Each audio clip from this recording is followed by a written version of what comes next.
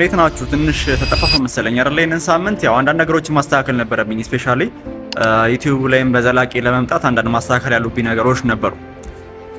ከሱ ውስጥ አንዱ ደግሞ ኦዲየንስ ይዞ መምጣት ነው። ከቲክቶክ ከኢንስታግራም የተወሰነ ያህል ኦዲየንስ ይዞ መምጣት ማለት ነው። አሁን ላይ ምን ለማድረግ እየሞከርኩ መሰላችሁ ያለሁት ኖርማሊ ዩቲዩብ ላይ ብቻ ምሰራ ከሆነ ልፋት ይሆናል ብዬ አሰብኩና ቲክቶክ ላይ የተወሰነ ቪዲዮዎችን መስራት እየጀመርኩ ነው። ያ ማለት አትሊስት ከቲክቶክ እና ከኢንስታግራም ከፌስቡክ ምናምን የተወሰነ ያህል ሰዎችን ይዞ ወደ ዩቲዩብ ለመምጣት ማለት ነው።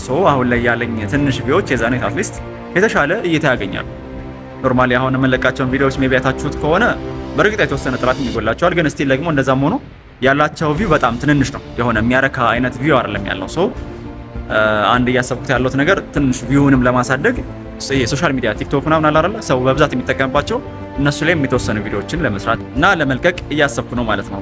ሌላ ደግሞ አንድ ጥሩ ነገር ማለት ነው ይሄ ኖርማሊ በፊት ያስፈራኝ የነበረው ይሄ መንገድ ላይ መቀረጽ ምናምን ነገር አለ አይደል አይ ቲንክ እያለቀቀኝ ነው መሰለኝ። ያው እቺ ጥሩ ነገር ናት። ምክንያቱም በፊት ላይ ይሄ ውጭ ወጥቶ መቀረጽ ምናምን ነገር ቴንሽን ነበር ብቻውን አይደለም መቀረጽ ውጭ ወጥቶ ኖርማሊ መቀረጽ ብቻውን ራሱ ይደብረኝ ነበር። አሁን ግን እየለመድኩት አይነት ነገር ነው ስላችሁ የሆነ በቃ ተቀረጽኩ ሰው አላየ ምናምን ምንም ጉዳይ አይደለም።